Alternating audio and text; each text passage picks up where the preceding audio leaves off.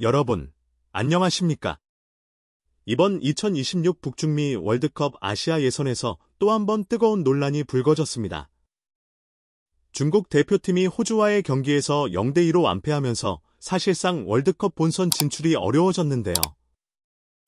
하지만 경기 결과보다 더 큰 논란이 있습니다. 바로 호주는 왜 아직도 아프키에 남아있는가 라는 문제입니다. 중국 언론에서는 이번 패배 이후 호주의 FC 잔류에 대해 강한 불만을 제기하고 있습니다.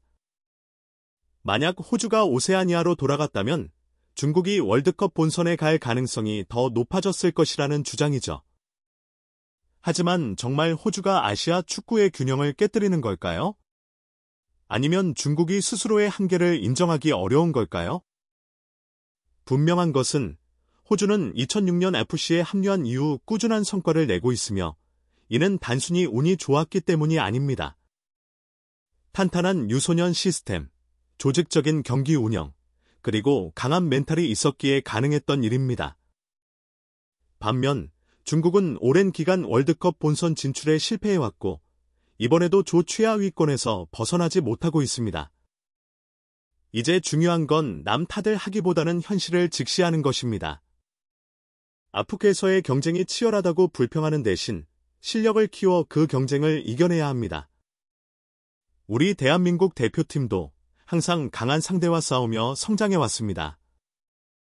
중국이 진정 월드컵을 원한다면 호주를 탓할 게 아니라 먼저 자신들의 경기력을 되돌아봐야 하지 않을까요?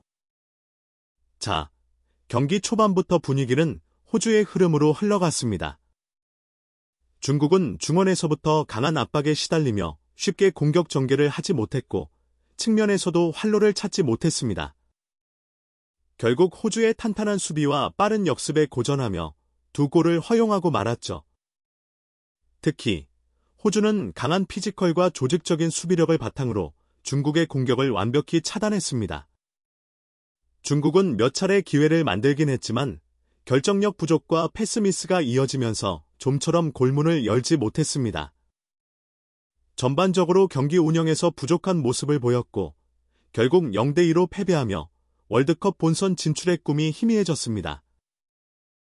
그런데 경기 후 중국 언론의 반응이 흥미롭습니다. 경기력에 대한 냉정한 분석보다는 외부적인 이유를 찾는 데 집중하는 분위기입니다. 호주는 왜 아직도 FC에 남아있는가? 라는 논쟁이 나오고 심지어 호주의 선수 출전 문제까지 거론되고 있습니다.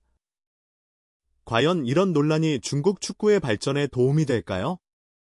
경기장에서 보여준 실력만큼 중요한 건 패배를 어떻게 받아들이느냐 하는 점입니다. 앞으로 중국이 이러한 현실을 인정하고 변화할 수 있을지 지켜봐야겠습니다. 경기 후 중국 언론의 반응은 예상대로 뜨거웠습니다. 하지만 경기력 분석보다는 또 다른 논란이 중심이 됐습니다. 바로 호주는 왜 아직도 아시아에 남아있는가? 라는 문제제기입니다. 중국 매체 신화스포츠는 호주만 없었더라면 중국이 더 쉽게 월드컵 본선에 갈 수 있었을 거이라는 식의 논리를 펼쳤습니다. 즉, 중국의 부진을 호주의 존재 때문이라고 주장하는 것이죠. 또한 아시아 축구에서 호주의 잔류가 불균형을 초래하고 있다고 불만을 표출했습니다. 이 주장은 어떻게 보면 중국 축구의 현실을 보여주는 장면이기도 합니다. 호주는 FC로 편입된 이후 꾸준히 월드컵 본선에 진출하며 경쟁력을 증명해왔습니다. 반면 중국은 오랜 시간 월드컵 본선 무대를 밟지 못하고 있습니다. 그런데도 문제의 원인을 외부에서 찾고 있다는 점에서 중국 축구가 넘어야 할 가장 큰 벽은 어쩌면 실력보다도 자기 반성일지도 모릅니다. 결국 중요한 건 남 탓이 아니라 실력을 키우는 것이겠죠. 호주가 아프시에 있든 없든 본선에 가는 팀은 결국 강한 팀일 수밖에 없습니다. 중국이 이런 논란을 계속 이어가는 것이 과연 자신들에게 도움이 될까요? 이제는 변명보다는 현실을 인정하고 어떻게 강팀들과 어깨를 나란히 할 수 있을지를 고민해야 할 때입니다. 여러분, 사실 호주는 원래 아시아 축구연맹 AFC 소속이 아니었습니다. 2006년 이전까지 호주는 오세아니아 축구연맹 OFC에 속해 있었죠. 하지만 월드컵 본선 무대에 오르기가 너무나도 힘들었습니다. 오세아니아에는 월드컵 직행 티켓이 없었기 때문에 호주는 매번 대륙 간 플레이오프를 거쳐야 했습니다. 상대는 남미, 유럽의 강호들이었고 본선 진출은 하늘의 별 따기였습니다. 결국 호주는 현실적인 선택을 했습니다. 더 높은 경쟁력을 갖추고 보다 안정적으로 월드컵 무대에 오르기 위해 FC로 이동한 것입니다. 결과적으로 이 결정은 성공적이었습니다. 호주는 FC로 편입된 후 월드컵 진출이 훨씬 수월해졌고 현재까지 6회 연속 본선 진출을 눈앞에 두고 있습니다. 이는 호주의 선택이 옳았다는 것을 증명하는 것이죠. 하지만 중국 언론은 이제 와서 호주는 아시아가 아니다라며 불평을 늘어놓고 있습니다. 그런데 이건 단순한 불만으로 해결될 문제가 아닙니다. 호주가 FC에 남아있는 것은 이미 국제축구계에서 인정한 사실이며 AFC 역시 호주의 잔류를 반기고 있습니다. 결국 중요한 것은 호주를 탓하기보다 중국이 스스로 경쟁력을 키워야 한다는 점 아닐까요? 자, 이제 냉정하게 현실을 직시해봅시다. 현재 중국 축구대표팀은 C조 최하위, 즉 6위입니다. 8경기에서 2승 6패, 승점 6점에 머물러 있고 골득실은 무려 마이너스 13입니다. 인도네시아, 승점 9점, 골득실 마이너스 6, 보다도 낮은 위치에 있죠. 그런데도 중국 언론은 호주가 아시아에 남아 있어서 우리가 힘들다는 식의 불만을 쏟아내고 있습니다. 하지만 과연 호주만 없으면 중국이 월드컵에 갈 수 있을까요? 지금 중국 축구가 겪고 있는 문제는 단순히 호주의 존재 때문이 아닙니다. 근본적인 문제는 중국 축구의 실력 부족입니다. FC 예선에서 경쟁력을 보여주지 못하는 상황에서 호주가 빠진다고 해서 중국이 갑자기 강팀이 될까요? 축구는 실력으로 말하는 스포츠입니다.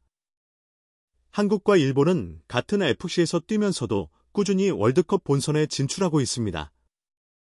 왜냐고요? 남 탓을 하기보다는 스스로 강해졌기 때문입니다. 이제 중국이 해야 할 일은 불만을 제기하는 것이 아니라 철저한 자기 반성과 실력 향상을 위한 노력 아닐까요? 중국 언론의 불만은 여기서 끝나지 않습니다. 이번에는 뉴질랜드를 겨냥했는데요. 뉴질랜드는 인구가 겨우 500만 명인데 오세아니아 직행 티켓을 받는 건 불공평하다는 주장입니다. 하지만 과연 그럴까요?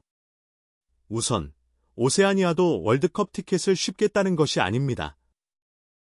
뉴질랜드는 오세아니아 예선을 통과한 후 대륙 간 플레이오프를 거쳐야 본선에 진출할 수 있습니다.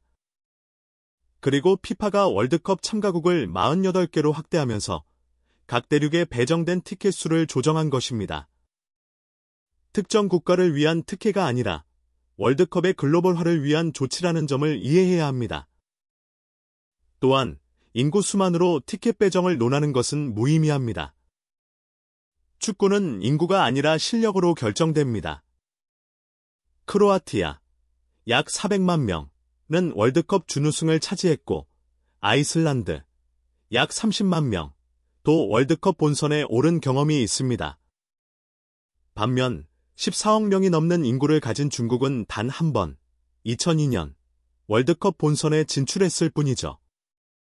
결국 중요한 것은 환경이 아니라 실력을 키우는 노력입니다. 뉴질랜드는 주어진 환경에서 최선을 다해 월드컵 무대를 받고 있습니다. 중국이 불만을 제기하는 것보다 중요한 것은 스스로 그 무대에 오를 수 있도록 더 강해지는 것이 아닐까요? 그렇다면 한국 축구의 입장에서 호주의 FC 잔류는 어떤 의미일까요? 누군가는 호주가 강한 상대라서 부담스럽다고 생각할 수도 있습니다. 하지만 축구는 결국 강팀과 맞서면서 성장하는 스포츠입니다. 호주가 아시아 무대에 남아있다는 것은 한국 대표팀에게 오히려 긍정적인 요소가 될 수 있습니다. 아시아 전체의 경쟁 수준이 올라가면 한국도 자연스럽게 더 강한 팀들과 경쟁하게 되고 이는 곧 월드컵 무대에서의 경쟁력을 높이는 계기가 됩니다. 사실 한국 축구의 목표는 단순한 월드컵 본선 진출이 아닙니다. 10회 연속 월드컵에 진출한 한국은 이제 본선에서 얼마나 더 높은 성적을 거둘 것인가를 고민해야 하는 단계입니다. 일본, 이란, 사우디아라비아, 그리고 호주 같은 강팀들과 꾸준히 경쟁하면서 우리 대표팀은 더 단단해질 수 있습니다. 우리는 경쟁자가 누구든 두려워하지 않습니다. 목표는 단 하나, 월드컵 본선에서 최고의 성적을 거두는 것. 강한 팀과의 대결을 피하는 것이 아니라 그들과 맞서 싸우며 최강의 팀이 되는 것이야말로 한국 축구가 가야 할 길입니다.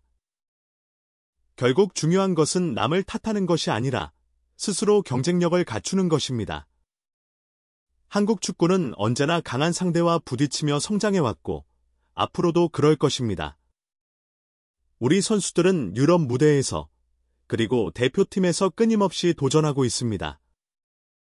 손흥민의 리더십, 김민재의 수비력, 이강인의 창의적인 플레이 이 모든 것이 한국 축구의 밝은 미래를 보여줍니다.